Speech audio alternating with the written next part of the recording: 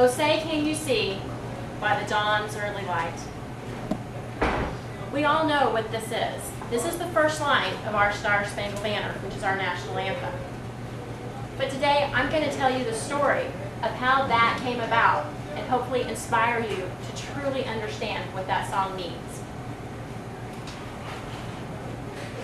At a very crucial time in our country, which is in the early 1800s, the British and the French were fighting each other. And at a certain point, the French just lost, and they couldn't keep fighting, so the British won. And we knew it was going to be a major thing because the British were then going to come and try and take over the United States. One special person named Francis Scott Key had stayed out of this fight for so long. He didn't take sides. He was a pacifist. He was more interested in doing things such as being a part of his church, which was the St. John's Episcopal Church. He was also in the Georgetown Glee Club, and he's also well known for writing many popular hymns. But when everything happened and he saw that the French lost, he said that he could no longer stay out of it, and he decided to enlist. So he started working for a general named General Smith, and he was right there on the East Coast in the Baltimore area. Well, the British did come, and they started attacking, and they started trying to take us out. One thing that they did during this time is they actually took Washington, D.C., and they had captured it, and the United States did not have anybody in that area. Well, during this time, of course, it's war. And the problem is that there were hostages on both sides. Well, in the early 1814 year, they decided that we needed to separate those hostages out. And we came to an agreement with the British that we would actually give up our hostages as long as they gave ours back to us, we'd give them theirs. So this agreement went over well. Well, Dr. Bean was a good friend of Francis Scott Key. And when they found out he was one of the hostages, they said, would you please go and negotiate with the British to get those troops back? He went, sure, no problem. So on September 3rd of 1814, he actually stopped by the British camp where they were being held hostage, and he got letters from these soldiers. These letters stated that they were being treated very well. Nothing harmful had come to them, that they were being fed well, and that they were quite well with where they were. So the British ships were actually about 2 miles off the coast. So Key got into a boat and he went out to them.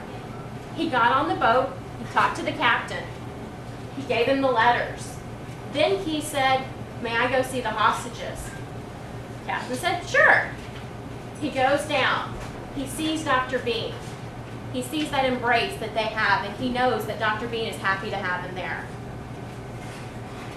So Key says, okay, I'm going to go back up, and we're going to find a way to get you guys out. We're going to find the way we're going to go back. He gets back up, and he talks to the captain. The captain says, you're not going anywhere. He went, but the agreement was you would let us go. The captain said, look out onto the ocean. See all those little black dots that are out there? That's the British Navy.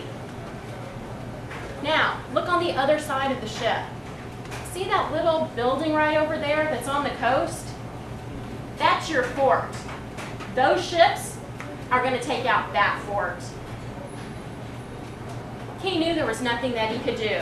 So he went back downstairs and he told the hostages, they're going to attack. The hostages said, we need to pray. Because you know what? The only thing in that fort were women and children. The captain had also told him when he was up on the deck, if they will simply lower the flag that is over Fort McHenry, we won't bomb them. They just have to lower that flag. But they weren't willing to do it. So when the British Navy got closer, they started bombing them. And it continued, and it continued.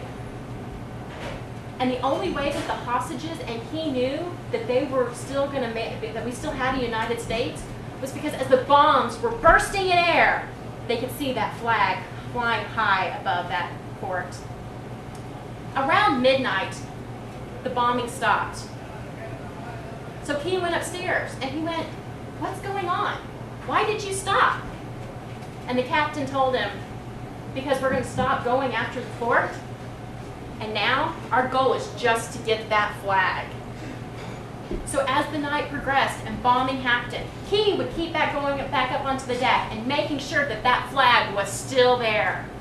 All through the night they kept checking, and it still stood. The next morning, they woke up and they went up and they looked, and they could tell it was torn and it had been battered, but that flag still stood, and the men, women, and children that were in that fort had not given up. A couple weeks later, all of the hostages had been released, and Key was just sitting down somewhere, and he decided to write a poem about what he had seen that night. The title of that poem was called The Defense of Fort McHenry. Throughout the times, people started reading this poem. They really liked it. They thought it was good. And it was printed in newspapers.